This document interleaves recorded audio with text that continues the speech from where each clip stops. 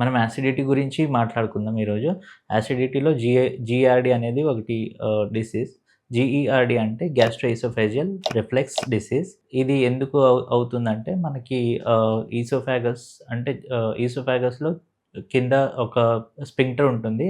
ఆ sphincter loose అవ్వడం వల్ల మనకి ఈ రిఫ్లెక్స్ అయ్యే ఛాన్సెస్ ఉంటాయి. ఇంకా ఎక్కువ మసాలా ఐటెమ్స్ తింటే కూడా ఈ డిసీజ్ వచ్చే ఛాన్సెస్ ఉంటాయి. మెయిన్‌గా దీంట్లో ఏమైతదంటే మనకి ఆహ్, ఆహ్, స్టమక్‌లో యాసిడ్ ప్రొడక్షన్ ఉంటది. ఆ యాసిడ్ ప్రొడక్షన్ అయ్యి ఈసోఫాగస్‌లో రిఫ్లెక్స్ అయితది. అంటే వెనకాల రావడం. దీంతో మనకి హార్ట్ బర్న్ అనేది మనకి అనిపిస్తది. కొన్నిసార్లు చాలా ఎక్కువైతే ఈ ఈ యాసిడ్ రిఫ్లెక్స్ లంగ్స్‌లో గూడా పోతుంది.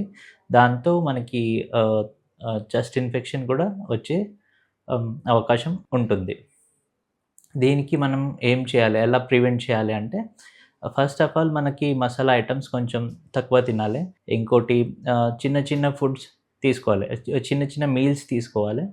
ఆహ్, ఎక్కువ ఒకటేసారి ఎక్కువగా తినొద్దు. ఇంకా ఏమంటే ఆయిలీ ఫుడ్స్ అవాయిడ్ చేయాలి. స్పైసీ ఫుడ్ కూడా అవాయిడ్ చేయాలి.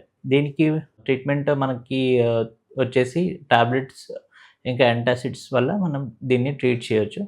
దీనికి మనం డయాగ్నోస్ ఎలా చేయాలి అంటే, ఫస్ట్ ఆఫ్ ఆల్ మనం ఎండోస్కోపీ చేస్తాం. దాంట్లో ఏ విధమైన ప్రాబ్లమ్స్ ఉంటే మనము అక్కడే క్యూర్ చేసుకోవచ్చు. సెకండ్ మనం 24 అవర్ పీహెచ్ మానిటరింగ్ చేస్తాం. ఇవి 2 టెస్ట్ చేసి మనం జీఆర్‌డీ ట్రీట్ చేస్తాము. ఒకవేళ మీరు ఈ జీఆర్‌డీని ట్రీట్ చేసుకోకపోతే ఏమవుతుందంటే, యాసిడ్ రిఫ్లెక్స్ అయ్యి మనకి ఈసోఫాగస్‌లో ఆహ్, ఆహ్, బారెట్ ఈసోఫాగస్ రావచ్చు. ఈసోఫాజియల్ క్యాన్సర్ రావచ్చు. ఇవన్నీ జరుగుతాయి. దీంట్లో లైఫ్ స్టైల్ చేంజెస్ ఎలా చేయాలని మనం మాట్లాడుకుందాం. లైఫ్ స్టైల్ చేంజెస్‌లో కొంచెం హెవీ వెయిట్ ఉన్నోళ్ళకు చాలా ఎక్కువ అయ్యే ఛాన్సెస్ ఉంటాయి. ఇంకా ఆహ్, స్ట్రెస్ స్ట్రెస్ కూడా ఎక్కువ స్ట్రెస్ వల్ల కూడా వచ్చే ఛాన్సెస్ ఉంటాయి. దానికి స్ట్రెస్‌కి యోగా, మనం మెడిటేషన్ చేస్తే ఇవి కొంచెం సెటిల్ అయ్యే ఛాన్సెస్ ఉంటాయి.